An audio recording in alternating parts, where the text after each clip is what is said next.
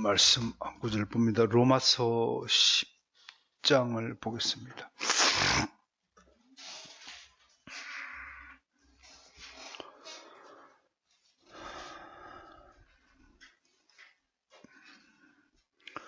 로마서 10장 1절부터 4절까지 합독할까요? 시작. 형제들아, 내 마음에 원하는 바와 하나님께 구하는 바는 이스라엘 위함이니 곧 그들로 구원을 받게 함이라.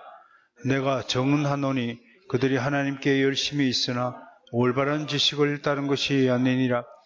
하나님의 의를 모르고 자기 의를 세우리고 힘써 하나님의 의에 복종하지 아니하였느니라.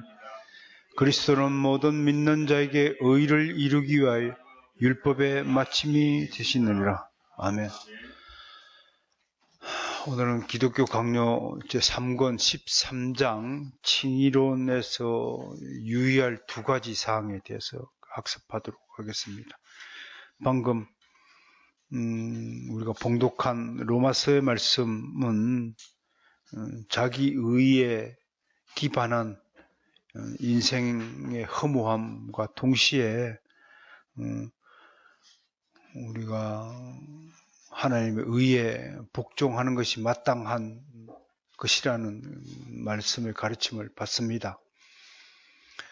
한편으로 이 말씀에 근거해 보면 자기 의가 얼마나 하나님 의에 복종하길 싫어하는 주체냐라는 것을 우리가 교훈을 삼을 수 있습니다.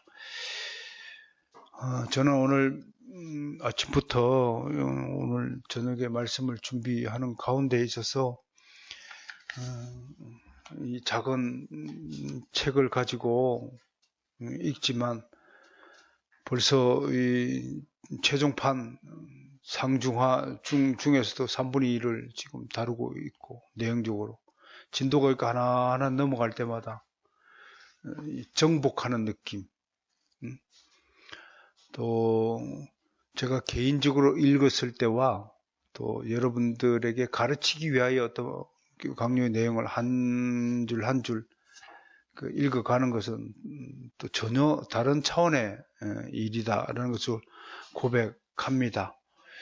저는 오늘 특히 칭의론, 의롭다함을 받은 자가 앞으로 살아가면서 두 가지 점을 유의하고 살아야 된다.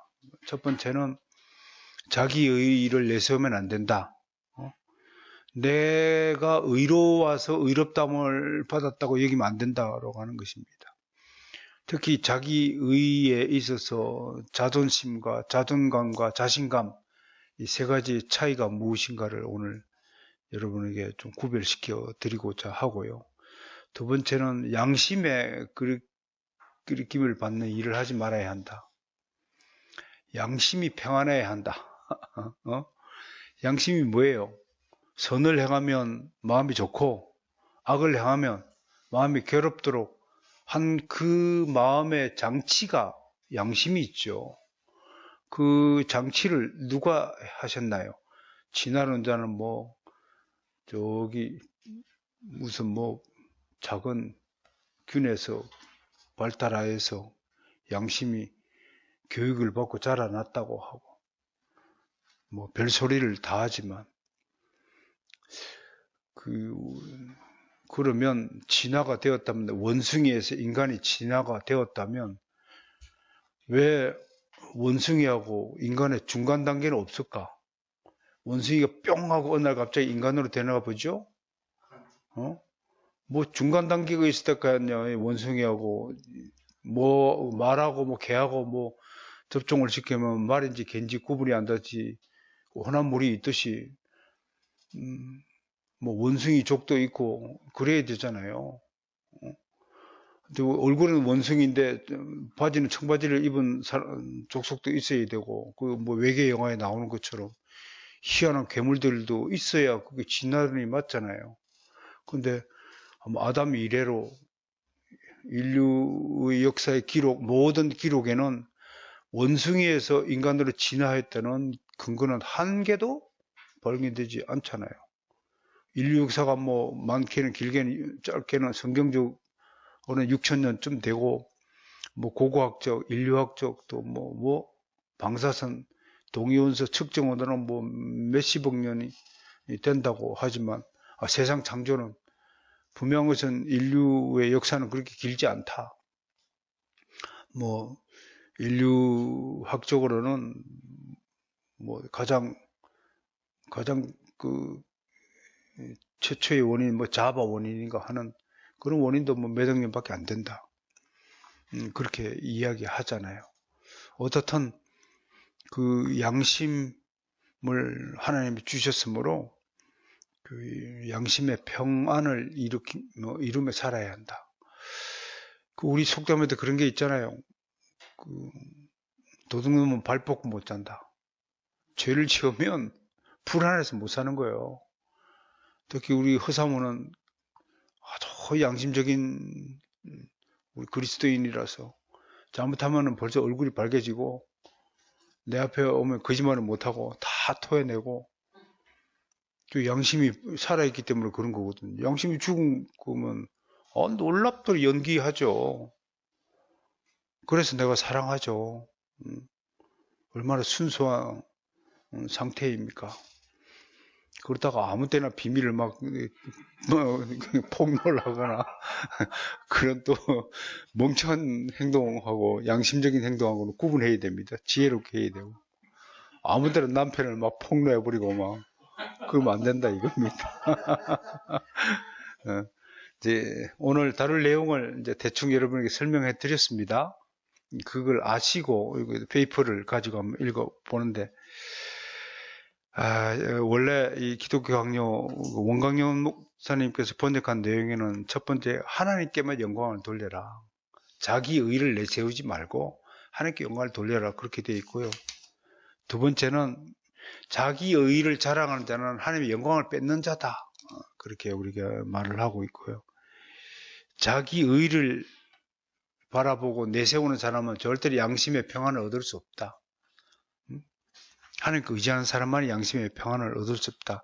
참된 평안은 오직 그리스도의 은혜를 의지하는 것이다. 이런 내용 등으로 하면서 마지막에 믿음과 칭의의 관계를 설명을 하고 있는데 그 내용을 제가 요약하여서 페이퍼를 나누어 들었습니다. 2장짜리니까 뭐 그렇게 길지 않는 내용이지만 상당히 내용적으로 우리가 새겨들어야 할 그런 부분들이 많습니다. 이랑 두 가지 위상, 칭의를 논할 때 하나님의 영광이 손상되지 않게 해야 하고, 그러니까 하나님의 영광이 손상되지 않게 하기 위해서는 나의 의를 항상 내세우지 말고 제일 먼저 하나님의 주권을 내세워야 한다. 그 다음으로 인간의 책무를 논함으로 균형점을 찾아야 한다. 이게 칼빈의 인간의 주권과 하나님의 주권과 인간의 책임에 관한 아주 균형 잡힌 진술이 아니지 않습니까? 우리 양심이 주님 심판에서 평화로운 안식과 고요한 평안을 누려야 한다. 하나님이 우리에게 진정 바라는 것은 평안입니다. 은혜와 평강입니다. 그래서 사도 바울의 편지를 보세요. 항상 은혜와 평강이 있기를 원한다. 간구한다. 소망한다. 항상 그렇게 은혜와 평강을 누리는데 이 두 가지야말로 그리스도인이 이 땅에서 누려야 할 최고의 행복이다. 하나님의 은혜가 없는 사람은 자기 힘으로 살아야 되잖아요. 그거 보세요. 나무가 심겨졌는데 뿌리는 있다가 칩시다 똑같은데 물을 공급 못 받으면 말라 죽게 돼 있잖아요. 그 불신자들이 그와 같은 상태다. 우리는 끊임없이 그 생수가 공급이 되므로 어떤 메마르지 않고 잘 자랄 수 있지만 그 사막에 모래 꽂힌 나무가 어떻게 자랄 수 있겠습니까? 메말라 죽을 수밖에 없죠. 예. 그런 측면에서 은혜와 평강이야말로 정말 그리스도인들이 이 땅에 누려야 하는 최고 행복의 두 가지 요소다. 그래서 사도 바울이 늘 은혜와 평강을 기원했다. 나도 여러분들이 정말로 하나님의 은혜 가운데서 평강의 삶을 살기를 정말 바랍니다. 수호씨 그렇죠? 오늘도 은혜와 평강이 넘쳐났습니까? 제 수호씨 오늘도 그리 하셨습니까? 예, 늘 그리 하십시오. 그 하나님의 첫사랑, 그 사랑을 잊어버리지 마시고 늘 은혜와 평강 위에서 놀아야 한다. 밭에서 놀아야 한다. 근데 언제 은혜가 사라집니까? 죄를 지으면 은혜가 사라집니다. 평강이 사라집니다. 그런 점에서 은혜와 평강이 얼마나 중요하겠습니까? 자, 두 번째, 그리스도 안에서 우리에게 의를 주시는 목적은 자기의 의로움을 나타내는 것이다. 이는 자기도 의로우면 동시에 예수 믿는 의롭다 하려 하심이라. 근데 그 로마서 그 3장 25, 26절은 아주 중요한 가르침을 우리에게 주는데요.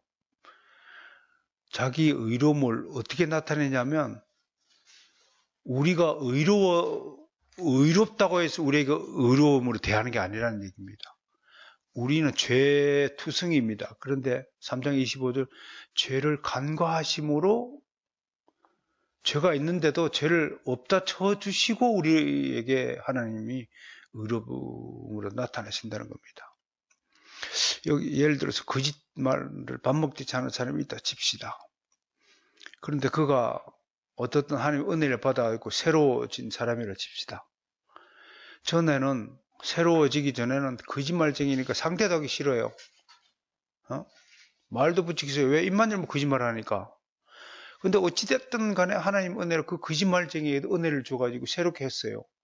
그때부터는 하나님이 전에는 상대도 안 했는데 이제는 너는 이제 거짓말쟁이 아니야 쳐주고 이제 대화를 하시는다. 관계를 맺으신다. 그런 뜻입니다. 그러니까 이것이 기독교가 믿는 성경이 말하는 죄인에 대한 하나님의 자비하시며 은혜다라는 것을 우리가 알 수 있습니다. 하나님의 자신의 불의를 인정하는 것이 하나님의 이름을 영광스럽게 한다고 말씀하신다. 누구든지 내가 죄인이라고 말하는 것, 내가 의롭지 못하다고 인정하는 자에게 하나님의 영광이 나타난다. 그런 자를 가까이 한다 이겁니다. 여러분 성경에도 그리스도인의 바리새인과 세리가 성경에 나와서 기도하는데 바리새인은 자기 의롭다 이거 주여 내가 얼마나 주님의 계명을 잘 지키는 자이까. 주님이 명령하신다 안식일 날 한 번도 범한 적이 없습니다. 주님에게 바쳐야 될 11조 한 번도 떼어먹지 않고 꼬박꼬박 다 드렸습니다. 나는 의로운 자입니다. 하나님 기뻐하여 주옵소서. 나는 진정 의로운 자이로시다. 근데 옆에서는 체리는 어떻게 합니까? 자기 죄가 하도 깊어서 말도 숨도 제대로 쉬지 못하고 가슴만 치고 하늘을 감히 우러러 보지 못하고 땅만 쳐다보고 한숨만 푹푹 쉬고 있는 그 세리의 모습을 보시고 어떻게 평가하십니까? 누구를 더 가까이 하신다고 그랬습니까? 세리를 가까이 하신다고 합니다. 그게 하나님의 사랑 방정식입니다. 자기 잘났다고 까불까불대고 교만하고 아는 척하고 있는 척하고 잘난 척하고 뭐 힘 있다고 갑질하고 오만 짓 하는 사람들, 오만한 자, 교만한 자, 자기 의에 충족된 자를 하나님은 가까이 하지 않으신다. 이게 하나님 나라의 법칙이다 하는 것입니다. 이왕은 자기 의를 자랑하는 것은 결코 하나님을 영광스럽게 할 수 없다. 우리에게 의를 주신 것은 하나님의 영광을 찬송하도록 의를 주신 것인데 우리는 그 의를 가지고 나를 높이는 데 사용하고 있다. 그렇다고 하는 것입니다. 좀 이따가 자기 의의 정체에 대해서 좀 인문학적인 접근을 좀 해보겠습니다. 사망이 뭡니까? 양심의 평안입니다. 자기 의를 내세우는 사람은 결코 평안을 얻을 수 없다 이겁니다. 하나님의 영광을 드러내고 하나님의 의를 인정하고 그 의에 복종하는 인생만이 평안을 얻을 수 있다 그런 얘기입니다. 1번 보십시오. 아무리 완전한 자라 할지라도 자기 양심이 깨끗하다 할 자 없다. 자기 양심이 깨끗할 자라고 할 사람이 있습니까? 지금까지 살아오면서 단 한 번도 거짓말 안 해본 사람이 있습니까? 지금까지 살아오면서 한 번도 식탐을 내보지 않은 사람이 있습니까? 한 번도 늦잠 안 자보고 정시정각에 일어난 사람이 있습니까? 아무도 없습니다. 모두 게으른 자요. 모두 악을 향해 치달았을 인생이었습니다. 참 절망적인 상태였습니다. 그러니 양심이 깨끗할 자가 아무도 없지요. 양심은 두 가지 상황에 처해 있습니다. 하나는 하나님의 심판 앞에서 확고한 평화를 느끼든지 아니면 무서운 지옥에 빠든지 할 수밖에 없습니다. 그러므로 하나님의 심판 앞에서도 우리 영혼을 지탱할 수 있는 굳건한 의가 필요한 것이다. 그래서 의를 주신 것입니다. 불완전한 양심 가지고 구원의 삶을 살 수 없기 때문에 하나님 우리를 어렵게 해주신 것이다. 그렇다면 의가 뭐겠습니까? 하나님이 주신 이 의가 뭐예요? 평안의 키입니다. 평온의 키입니다. 핵심이다. 신자의 마음에는 의욕이 잠입하고 마침내 절망의 상태에 빠집니다. 아무리 예수 그리스도를 믿고 거듭난 사람이라 할지라도 늘 유혹 가운데 있습니다. 그래서 예수님은 주기도문에다가 우리를 시험에 들지 말게 하옵시고 라고 기도하라 그랬습니다. 가만히 있으면요, 가만히 있는 자의 정신세계는 귀신의 놀이터다. 아무 생각 없이 있는 사람, 그 사람은 이미 귀신에 사로잡힌 자다. 저는 아무 생각이 없습니다. 그렇게 말하는 사람은 저는 귀신에 사로잡힌 자입니다. 그렇게 고백한 것과 마찬가지다 이겁니다. 정신을, 성경은 뭐라고 해요? 바짝 정신을 깨우고 근신하고 기도하라 그랬습니다. 아무 생각 없이 살라는 말이 성경에 없습니다. 그런데 우리는 하나님 생각보다도 나를 위한 생각이 더 많습니다. 빈도수를 보더라도 이런 점에서 저 같은 자를 한번 돌아보며 고백합니다.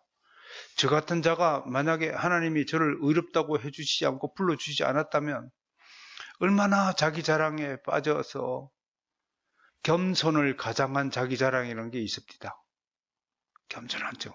저는 뭐 잘 모릅니다만은 굳이 말씀을 하라니까요. 제 의견을 말합니다. 완전히 겸손을 가장한 교만입니다. 아주 두 손 모으고 상대방에게 겸손하게 안녕하십니까? 여러분 선거 때의 후보들이 어떻게 대합니까? 얼마나 공손합니까? 그것을 참된 공손함이라고 누가 인정합니까? 선거 때만 13일간의 선거 때만 공손한 거죠. 그렇다면 꼭 같은 거죠. 아무리 학자이고 인격이 고매하고 아무리 훌륭한 사람이라고 할지라도 그리스도의 은혜 밖에 있는 자는 그때만 살아있을 때만 겸손할 척할 뿐입니다.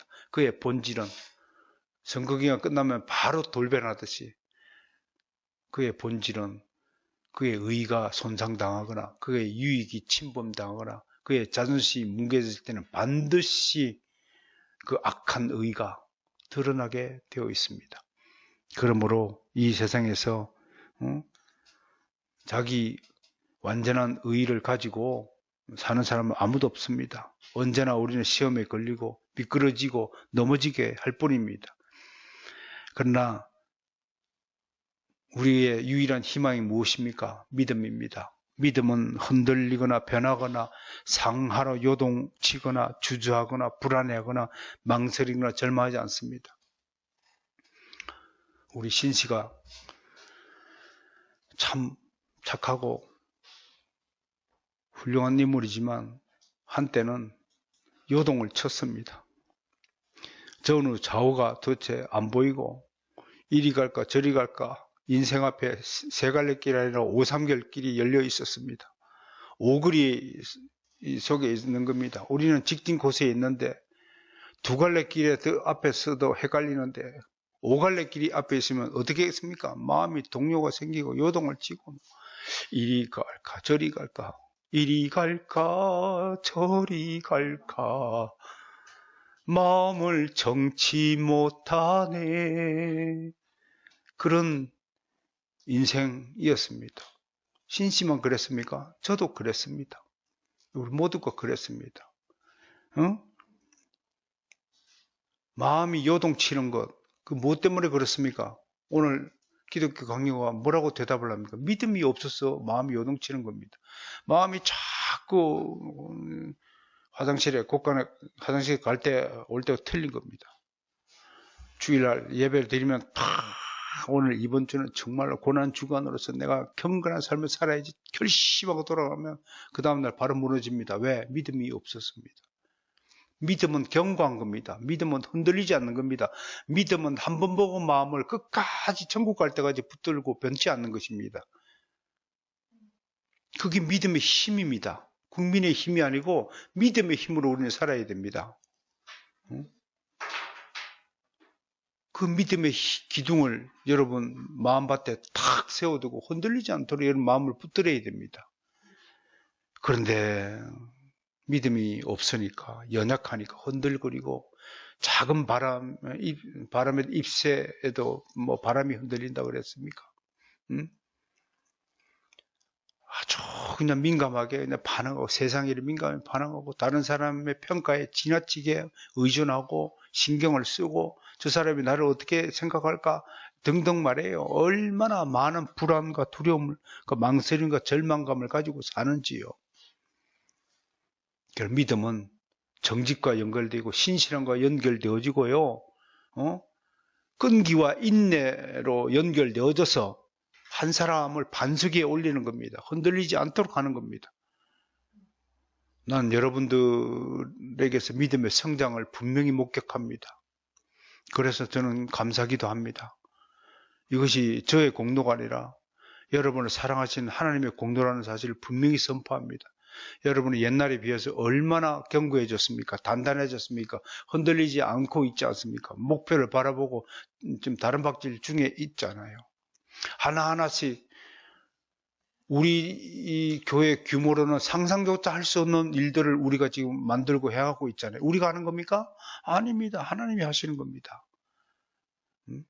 하나님이 우리의 무엇을 보고 이 일을 우리와 함께 행하실까요? 저는 감사하게도 우리 교회의 믿음을 바라보시고 작은 일이지만 하나하나씩 텐비션의 기반들을 하나씩 구축해 가고 있다고 하는 것입니다. 두고 보십시오. 제 죽기 전에, 눈 감기 전에, 하나님께 가기 전에 반드시 텐비션 설립이 완성될 것입니다. 그렇게 하려면 운영은 여러분들 몫입니다. 남아있는 자들은 또 열심히 그걸 이어받아서 잘 견고하게 확장하고 틀을 굳히고 하나님을 영화롭게 하는 기관 단체들로 생동하고 번성하고 땅을 정복하고 그 아름다운 기업의 문화를 후손에게 남겨주는 위대한 유산을 이렇게 발휘하게 될 것이라고 저는 확신합니다. 그리할 때 이 텐미션을 중심으로 한국교회의 본이 되어서 한국교회의 이정표가 되고 디딤돌이 되고 중심이 되고 미래가 되고 가능성이 되고 꿈이 되고, 그래서 우리 아이들, 우리 청년 그리스도인들이 이 텐미션 시스템을 보고 여기에서 몸을 담고 하나님의 맡기신 사역들을 잘 감당하는 그런 미래가 되어진다면 얼마나 기분 좋고 얼마나 하나님이 기뻐하시고 하나님이 영광을 받으시겠습니까? 그런 것들이 다 믿음의 일인 것입니다. 고린도전서 2장 5절, 너희 믿음이 사람의 지혜에 있지 아니하고 다만 하나님의 능력에 있게 하려 함이라. 믿음은 하나님의 능력으로 이어집니다. 그래서 믿음의 사람이 하는 일에는 반드시 하나님의 능력이 함께 수반됩니다. 두고 보세요. 텐비션 하는 일마다 하나님이 함께 하실 것입니다. 하나님의 능력을 부어주시는 것입니다. 그러면서 당당하게 하나님이 이렇게 선포하십니다. 세상에 돈으로 이 일을 일어난 것이 아니라 나 하나님의 능력으로 이 일을 감히 이루어 간다라고 우리에게 선포하실 것을 우리는 믿으셔야 됩니다. 무엇보다도 고린도후서 13장 6절, 우리가 버림받은 자 되지 않은 것은 너희가 알기를 내가 바라고, 믿음을 가진 자는 결코 버린 바가 되지 않는다는 견인 교리를 확신하시길 바랍니다. 로마서 8장 35절 39절 여러분 기억나시죠? 견인 교리할 때 하나님의 사랑에서 누가 하나님의 사랑에서 우리를 끊어낼 수 있느냐? 아무도 하나님이 붙잡은 것을 떨쳐낼 수 있는 존재는 없습니다. 어둠이나 사망이나 어떤 칼이나 위협이라도 그걸 끊어낼 수 없다는 로마서 8장의 그 진술을 믿으시길 바랍니다. 그럼에도 믿음이 없으면 은혜의 약속이 사라집니다. 은혜가 사라집니다. 은혜는 하나님의 약속에 따라 주어지는 것입니다. 그래서 칼빈은 약속이 무효가 될 수 있다라고 이야기합니다. 약속을 확립하고 기업을 풍성히 하기 위해서 오직 하나님의 자비만을 근거로 해야 합니다. 다윗은 하나님의 자비가 구원의 원인이라고 고백합니다. 구하오니 주의 종에게 하신 말씀대로 주의 인자심이 나의 위안이 되게 하시며 주의 긍휼히 여기심이 내게 임하사 내가 살게 하소서. 주의 법은 나의 즐거움이니이다. For law is my delight. 주의 법이 나의 기쁨이다. 사람들은 법을 지키는 것을 싫어합니다. 4월 17일부터인가 이제 전 서울 시내 거리에 5030을 실시한다고 합니다. 학교 앞에는 30km 자동차 속도 말입니다. 서울 시내에서 50km를 넘으면 이제 바로 벌금을 부과하는 시스템이라고 합니다. 사람들을 법으로 통치하고자 합니다. 그런데 타락한 인간은 다른 사람이 만들어놓은 법에 자신을 묶어두기를 싫어합니다. 항상 out of law를 즐겨하지 법대로 사는 것을 거부합니다. 그러나 하나님의 법은 우리를 묶어두는 것이 아니라 우리에게 자유를 주기 위함입니다. 그래서 우리의 즐거움이 되는 것입니다. 하나님의 율법을 지키는 것이 얼마나 거룩한 일이고 하나님을 기쁘시게 하고 그것이 나의 양심의 평온과 은혜를 발휘하는 지름길이라는 사실을 믿으시길 바랍니다. 어거스틴은 그리스도께서는 자신의 종들 안에서 그들을 영원히 지배할 것이라 했고 이 약속은 우리의 행위가 아니라 하나님의 자비로 말미암아 확고한 것이라고 했습니다. 또 베르나르두스 시토스 수도의 창립자죠. 누가 구원을 얻을 수 있느냐는 제자들의 질문에 예수님은 사람으로는 할 수 없어도 하나님으로서는 다 할 수 있다고 대답하셨다면서 이것이 우리가 믿는 전부라고 했습니다. 우리가 하는 일이 아니라 하나님이 하시는 것을 믿는 것이 믿음의 전부다. 믿음 안에는 내가 했다라는 한 줄도 포함되지 않는 것이어야 한다는 것입니다. 무엇보다도 성령의 사역을 논합니다. 성령께서는 믿음을 통해서 우리를 거저 부르시며 어렵다 하심을 받게 하십니다. 성령과 믿음의 관계는 절대적입니다. 믿음을 누가 주십니까? 성령 하나님 우리에게 주시는 겁니다. 어떤 방식을 통해서 성령 세례를 통해서 주십니다. 성령 세례가 임하면 거듭나게 되고 회심하게 되고 회개하게 되고 그렇게 돼서 하나님께로 돌아서 믿음을 가지게 되면 그 믿음 보시고 우리를 의롭다 하시고 아들로 삼아주시고 우리 기업의 보증이 되게 하시고 그리스도에 연합시켜 주시고 우리를 거룩하게 하시고 우리를 구원의 길을 보장시켜 주시고 영원하게 하시는 것이 성령께서 우리의 구원을 위하여 펼치시는 약속들이라는 사실을 우리는 이미 배운 바가 있습니다. 무엇보다도 성령의 최초의 역사 가장 뚜렷한 증거는 하나님을 아버지라고 부르는 것입니다. 우리가 모르는 것 아버지의 가슴 속에 숨겨져 있는 것이 성령으로 우리에게 계시되며 성령의 증거로 우리가 하나님의 자녀인 것을 우리 마음에 확신할 수 있게 되는 것입니다.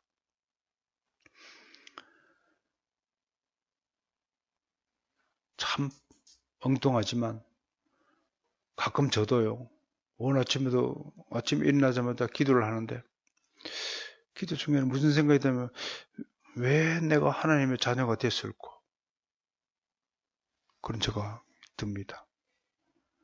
그런데 얼른 정신을 차리고 하나님 자녀 삼아주셔서 감사합니다. 억지로라도 그렇게 기도하는데 잠깐 수시로 세상 사람들 저렇게 자유롭게 살면 얼마나 좋을까 그런 생각이 없는 게 아닙니다. 신기하게 해요. 아직도 그런 생각이 남아있다니 저 자신에게 놀랍니다. 얼마나 우리가 세상 일에 이 몸과 마음이 익숙해져 있으면 그렇게 나도 모르게 끌려갈까요? 나도 모르게 확 벤처 끌고 다니는 사람은 쳐다보게 됩니다. 이 눈이 어디로 가야 됩니까? 거룩한 사람이 있나 없나 이렇게 좀 찾아보고 말이에요. 이래야 되는데 말이야. 차를 끌고 다니고 말이야. 그런 사람들 높은 빌딩 좋은 집에 사는 거 좋은 집만 보입니다. 외국 평창동 일대는 좋은 집이 많은지요. 으리으리한 궁궐 같은 집들이 막 있으니까 그것만 보이는 거예요. 그래서 눈을 씻어야 됩니다. 눈이 죄입니다. 눈이 죄라는 거.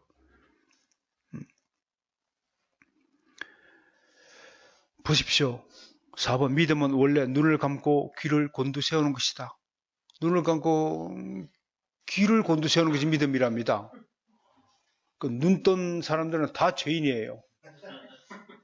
그래서 두 눈 가지고 죄를 지을 바에 지옥 갈 바에야 두 눈 빼고 천국 가는 것이 낫다고 예를 들었잖아요.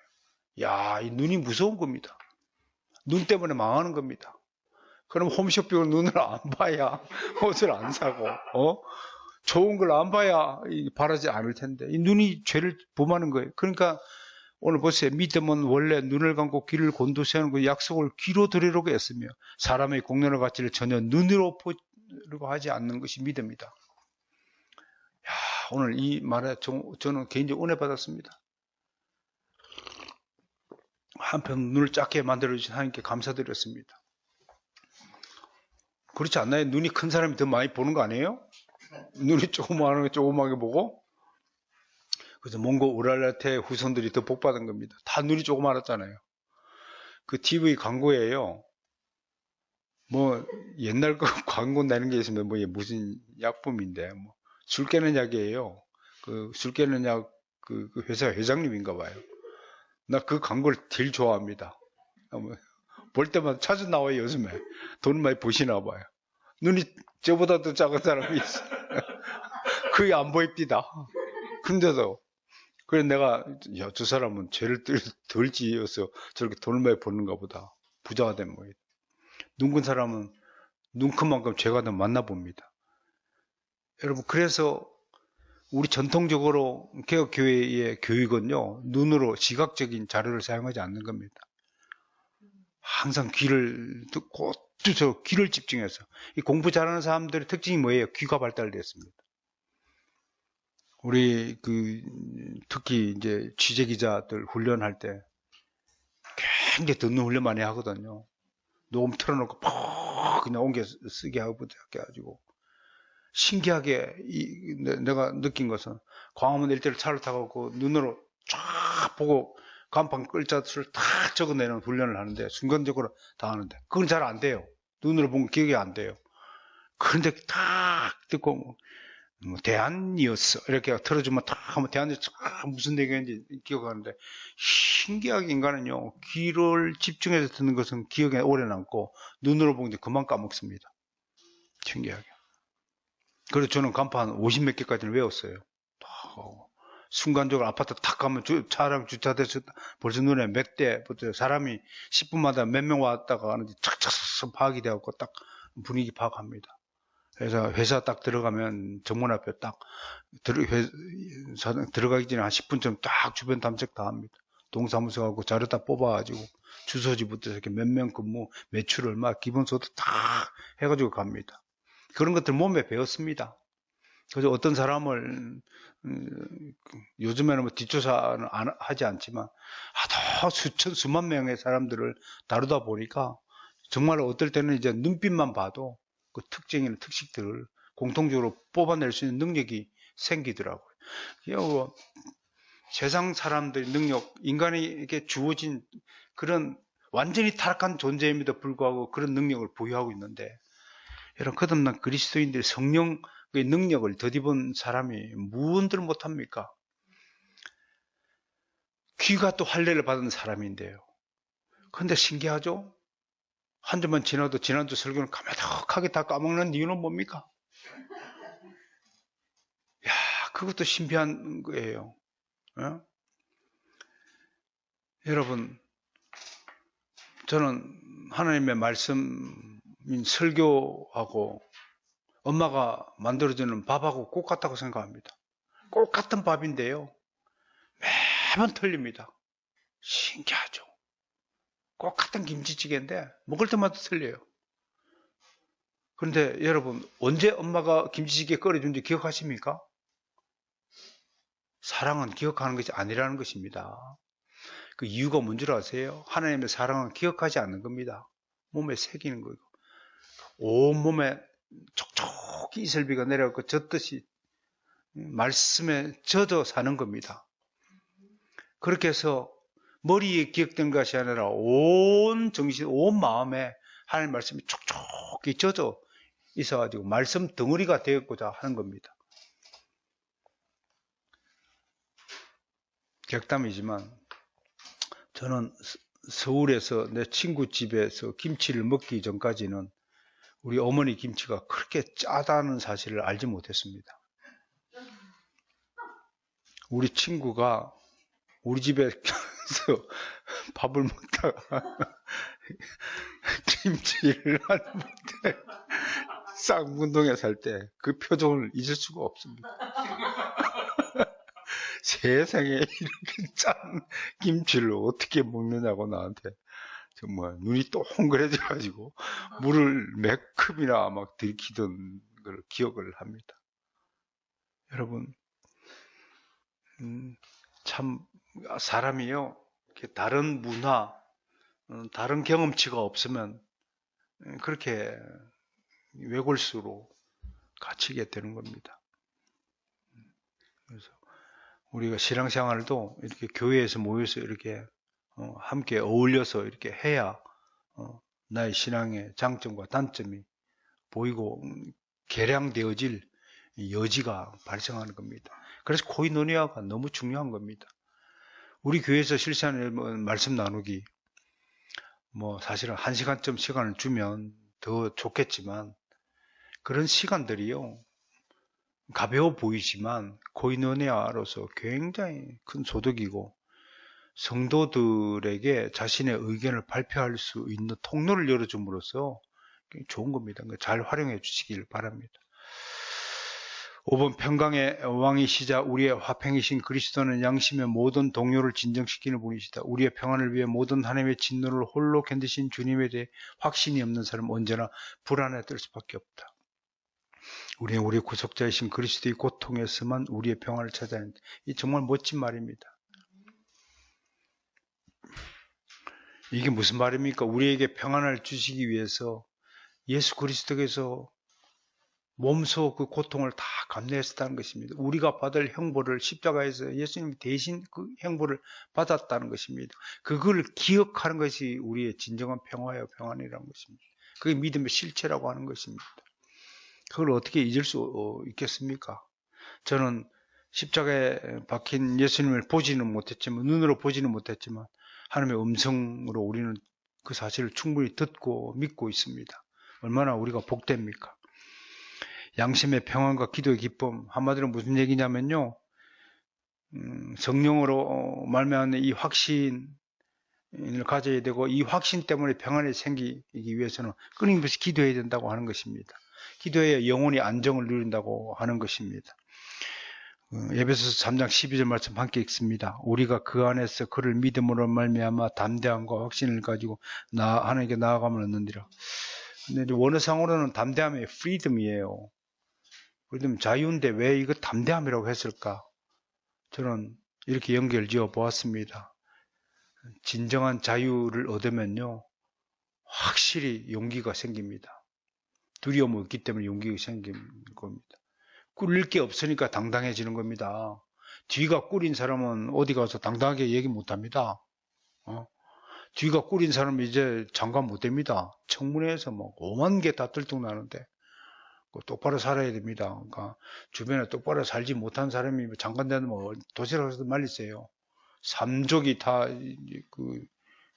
아주 수치를 당하게 되어 있잖아요. 우리가 영적으로 살았기 때문에 의롭게 된 것이라고 주장하는 자들은 은혜의 감미로움을 맛보지 못했으며 하나님의 자비하심을 믿지 못하는 자들이다. 우리 산상수훈 마태복음 5장 3절에 심령이 가난한 자는 복이 있나니 천국이 그들 것입니다. 그걸 원어적으로는 어떻게 돼요? 신 목사님? 심령이 가난합니다. 축복을 원래 원어적으로 해석이요. 축복을 받았기 때문에, 천국의 복을 받았기 때문에 심령이 가난하게 되는 겁니다. 우리가 심령이 가난해서 천국의 복을 받는 게 아니라니까요. 그런 번역들이 참 좀 아쉬운 번역들입니다. 그래도 음률상 하도 입에 붙어갖고 못 고치는 겁니다. 그런 게 많아요. 하도 입에 뭐, 옛날에는 뭐, 옛날에 제일 개혁 개정판에 수고하시는 목사님들이 제일 힘든 개정이 뭔 줄 아세요? 하나님이 가라사대를 이르시대로 바꿀 때 한참 걸렸답니다. 가라사대. 옛날에는 다 가라사대 그랬잖아요. 이르시대. 요즘에는 이제 말씀하시대로 또 고쳐 바꾸는데 한참 걸리는 겁니다. 그러니까 심령이 가난한 자는 복이 있나니 천국이 저희들 것이며, 애들 때부터 우리는 주일학기도 달달달달달 외웠는데 주기도문 하고 지금 사도신경 바꾸는 것도 안 되는데 그 바꿔지겠습니까? 어느 대로. 그 얘기입니다. 우리가 영적으로 살았기 때문에 어렵다는 것이 아니고 어렵다함을 받았기 때문에 우리가 그나마 영적으로 거룩하게 살고 있다고 하는 것입니다. 살려고 한다는 겁니다. 살지 못한다 할지라도 살려고 하고 있는 자체, 하고 있는데 하는 어떤 개그맨이 그랬잖아요. 하고 있는데 왜 자꾸 뭐라 그러냐고. 그러지 않습니까? 우리가 거룩한 사람이 안 되어도 그렇게 하고 있는데 자꾸 건드리지 말라 얘기죠. 그러므로 우리는 천국에 이런 사람들은 올바른 기도법도 알지 못한다. 그 불신의 상태에서 아버지라고 저절로 입을 열리게 하지 않는 믿음은 참된 믿음이 아닌 것입니다. 에베소서 3장 20절에서 상세하게 설명하고 있습니다. 그러므로 우리는 천국의 기업에 대한 신자들의 유일한 소망의 근거가 그리스도의 몸에 접붙임을 받아 값없이 의롭다는 인정을 받는 것임을 확신합니다. 저도 확신합니다. 여러분 어떻습니까? 확신합니까? 칭의에서 우리 믿음은 수동적인 것이어서 우리가 하나님의 은혜를 회복하는 일에 무엇을 기여하는 것이 아니고 단지 우리에게 없는 것을 그리스도에게 받는 것에 불과함을 깨달아야 합니다. 우리가 하나님 일에 보태고 할 게 하나도 없습니다. 여러분, 욥에게 물었죠. 하나님이요, 내가 땅에 기초를 놓을 때 네 못했느냐? 네가 뭐 보태줬느냐? 네가 받아서 그걸 걸었다느냐? 받느냐? 가슴속에 지혜는 누구 준 것이고 수탉에게 슬기를 준 사람이 누구냐? 우리가 뭐 한 게 있습니까? 우리가 수탉 슬기 줄 때 옆에서 이리 주라 저리 주라 했습니까? 하나님은 아담이가 간섭할까봐 깊이 잠들게 한 다음에 갈비뼈를 뽑아 여자를 만들었다 하지 않습니까? 이러쿵저러쿵 간섭할까봐. 우리가 아무것도 한 게 없습니다. 그리스도께 거저 받은 것입니다. 그래서 값없이 받은 칭의의 은혜를 영원토록 묵상하고 기억해야 됩니다. 오늘 마지막으로요, 이 성경적인 분석은 아니지만 사회과학, 특히 심리학, 교육심리학 쪽에서 자기에 대한 그 분석들이 아주 다양하게 일어났습니다. 특히 그 자기의의 문제, 자기의 self-righteousness의 문제를 세 가지로 분석합니다. 먼저 자존심입니다. self-esteem. 남에게 굽힘이 없이 자기 스스로 높은 품위를 지키는 마음이다. 그렇게 되고요. 자신의 가치나 능력에 대한 스스로 긍정적 평가를 하고요. 동시에 타인으로부터 인정받으려는 욕구가 자존심이다. 자존심 잘 들으세요. 약간 차이가 있습니다. 그게 이제 양극단의 자존심이 있습니다. 자존심이 상실돼서는 우울증으로 발달하고요. 자존심이 낮은 사람은 당혹감을 자주 느끼고 부끄러워하고 귀가 얇아하고 쉽게 설득당하고요. 이런 분들이 홈쇼핑 무지한답니다. 자존심 낮은 사람들. 다른 사람한테 승인 욕구가 강하고요. 또 자기 비하가 심하고 열등감이 심하답니다. 반대로 자존심이 과도할 경우에는 자만으로 이끌어지는데 이런 분들 허영심이 심하고요. 우월감, 타자에 대한 부정적 인식과 태도, 한마디로 갑질하는 겁니다. 이게 자만심 있는 바리새인들의 특징입니다. 드와이트 라셀이라는 정신과 의사가 오랜 기간 동안 실험한 것 같아요. 정치 지향적인 인물들의 특징을 뽑았는데 이분들이 다 자존심이 낮은 사람들의 특징이에요.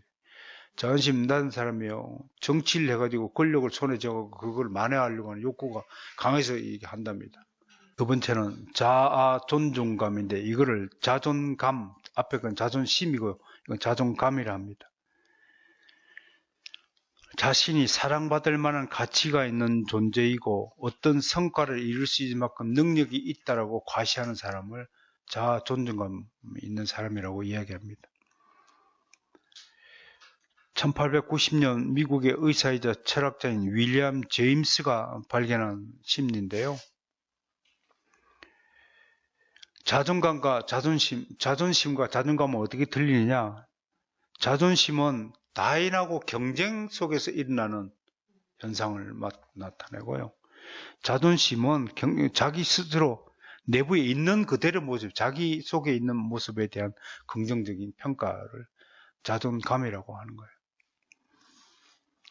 근데 이 자존감은 어떻게 형성이 되냐면 자라나는 환경이나 또 어떤 사람에 의해서 어떤 교육을 받느냐에 따라서 달라진다고 하는 것입니다. 그래서 유아기 때 가장 잘 형성이 되고 엄마한테서 가장 큰 영향을 받는다고 합니다. 자존감, 자기 정체성에 대한 확실한 인식 이런 것들은 양육자의 양육에 큰 영향을 받는데 이건 성인이 돼도 잘 사라지지 않는다고 합니다. 그래서 이 마마보이들이 어른이 돼서도 성인 아이를 버리지 못하는 것은 잘못된 자존감 때문에 그렇다고 하는 것입니다. 근데 이 잘못된 자존감, 그래서 애한테 그 엄마가 가출을 한 집안의 아이한테 아버지가 맨날 아이한테 키우면서 네 엄마는 가출했어. 네 엄마에 대한 부정적인 인식을 굉장히 강조를 많이 합니다. 자기가 잘했고 네 엄마가 잘못했다. 나는 잘못한 게 없다.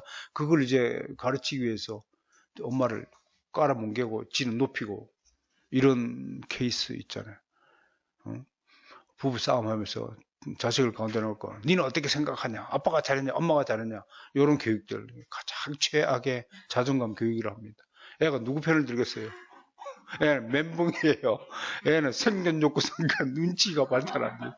이걸 누구 편을 들어야 이혼할 때 누구 따라갈래? 다 눈치를 살피고 이제 자존감이 날 수밖에 없어요. 이런 경험을 이런 경험이 트라우마를 형성하고요. 나중에 외상후 스트레스를 형성한다고 하는 것입니다. 그래서 자존감이 높은 경우 합리적이고 주도적 의사 결정을 되고 부정적인 상황, 어려운 상황을 쉽게 극복하고 그렇다고 합니다. 이제 저는 상당히 이런 부분에 또 해당이 되지 않을까. 검사 결과가 그렇다는 얘기입니다. 저는 이런 검사 결과를 받았습니다. 자존감이 많이 낮은 경우에는 조금 전에 말씀드렸다시피 우울해지고 불안하고 이런 분들이 분노를 많이 나타낸다. 그러니까 대부분 위협 운전하고 보복 운전하고 술 먹고 고함치고 짜증 잘 내고 비정상적인 습관을 갖고 폭식하거나 이런 사람들이 보통 이 경우에 하다니까 굉장히 위험한 존재로 살아간다 입니다. 사회적으로 이게 15% 넘으면 안 되는데 우리나라는 30%에 해당된다고 통계 조사가 있어서 그래서 한국 사회가 위험하다고 하는 겁니다. 조심하세요. 묻지마 살인 같은 것들이 주범들이 다 이 자존감이 낮은 사람들입니다. 왜 어릴 때부터 아빠가 잘못해갖고 너는 앞으로 커서 여자를 이렇게 더 사랑해야 된다, 아껴야 된다, 보호해야 된다 이래 자존감이 높아지는데 머릿속에 뭐야? 우리 엄마는 그런 게 여성에 대한 정오감이 생기는 거예요. 또 거꾸로 아버지의 남자에 대한 정오감이 생기는 거예요. 아버지가 막 술 먹고 엄마를 좀 팬다든지 막 때린 고아함을 친다 이런 거면 자존감이 완전히 망가져 버리니까 아무것도 안 되는 거예요. 커서도 정상적인 이성관계를 맺지를 못하는 거예요. 심각한 겁니다, 사실은 이런 거. 나중에 이게 이제 결핍이 되면 이제 우울증 그리고 자살, 극단적인 대부분 자살하는 사람들은 자존감이 낮은 사람이에요. 여러분 환경이 어려워서 자살했다 하는 것은 그 잘못된 판단이라는 거예요. 환경이 어렵지만 자존감이 높은 사람은 극복해요. 환경이 어렵다고 비관하고 자살하는 사람은 어릴 때부터 자존감 교육 못 받은 거예요. 꼭 같이 가난한 가정에서도 자존감이 높은 자식이 있고 자존감 낮은 사람이 있어요. 나는 아무리 가난하게 자라도 기죽지 않았어요. 네 밥 몇 끼 먹나? 나는 맨날 그랬잖아요. 몽일이 현대 그 아들, 너 하루 몇 끼 먹어? 3끼 먹어? 나도 3끼 먹는다 였어가. 뭐 같이 그 친구 못할 게 뭐 있냐? 네가 뭐 나한테 뭐 잘난 네 나보다 얼굴 잘생겼냐? 니랑 비슷하게 생겼지. 뭘 비슷하게 생겼? 내가 더 잘생겼지. 이래가지고 친하니까 친구가 되고. 이게 자존감이 높은 경우고, 낮은 경우는 말도 못 붙이고, 괜히 원망하고, 어째서 쟤는 제발 아들로 태어나고, 나는 술 주둥뱅이 아들로 태어났는 거. 그럼 다 죽어야 될게? 하고처럼. 서울 경기 지역 고등학교 1학년 대상으로 설문조사를 했어요. 자존감이 높은 그룹의 89.3%가 원만한 대인관계를 맺고, 친구가 많은 거예요. 다다다다 하고 막 정신 없는 거예요. 제가 그랬어요. 쌍문대 그 가난한 집에도 우리 집에는 친구들이 항상 덜썩덜썩 됐어요. 엄마가 밥 해드느라고. 나중에는 막 쌀 없다, 김치 없다, 반찬 없다. 그럼 싸들고 와 또. 아니 지 집에 가서 먹으면 되는데 이상하게 친구 집에 재미가 없어. 우리 집에 와야 재미가 있어. 이상한 게 그런 게 있었어요. 그 자아존감이 낮은 그룹의 78%가 불편하고 마찰적인 대인관계를 갖고 친구가 없다는 거예요. 몇 달에. 이게 이제 우리가 자존감. 그 자신감은 뭐냐면 이거는 과제를 대상으로 평가하는 거예요.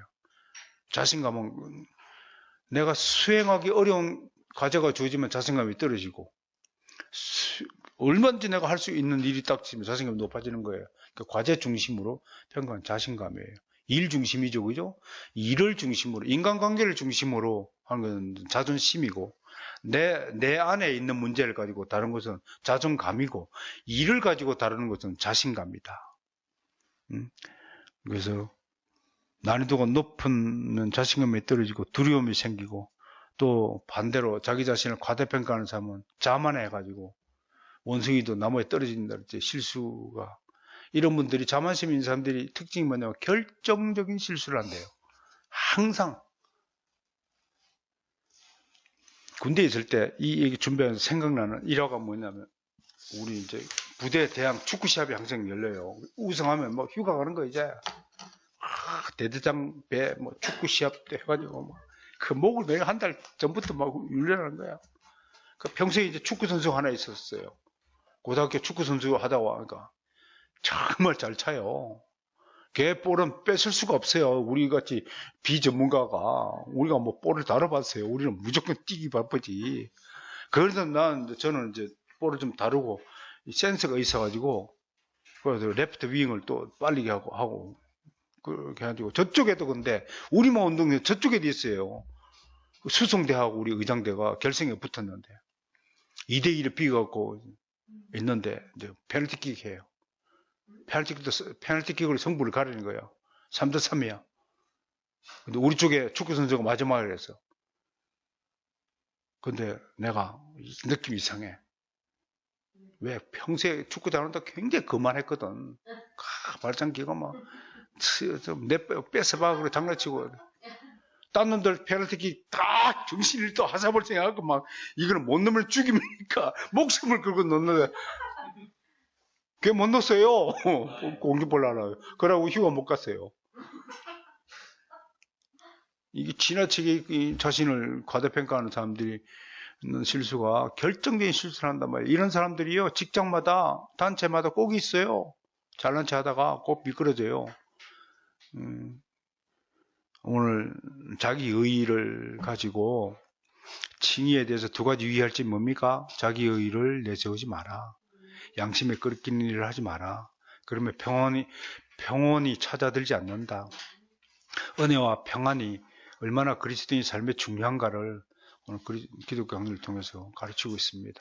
함께 이때 이 글을 쓴 칼빈은 1559년에 64년 돌아가시고 59년에 그러니까 55세에 돌아왔는데 5년 전에 이 글을 마감했는데 삼거는 거의 한 47, 8세, 46, 7, 8세 요때 쓴 겁니다. 45세, 46세 된 사람이 어떻게 이런 깊이 있는 글들을 쓸 수 있다고 하는 겁니까? 참, 여러분 놀랍지 않습니까? 여러분 뭐 했어요 도대체? 뭐 한다고 나이면 처먹었어요. 놀랍지 않습니까? 다시 오늘 공부하면서 저는 우리 손에 기독교 강령의 가르침을 듣게 하신 하나님 은혜 정말 감사를 드립니다. 오늘 피곤한 또 하루였겠지만 이 저녁에 집으로 바로 가지 않으시고 또 이렇게 예배 자리에 나와서 하나님의 경건한 말씀 교훈을 듣고 돌아가는 여러분들이 참으로 복되다 할 것입니다. 돌아가는 길도 하나님의 은혜와 평강이 여러분과 함께하길 기원합니다.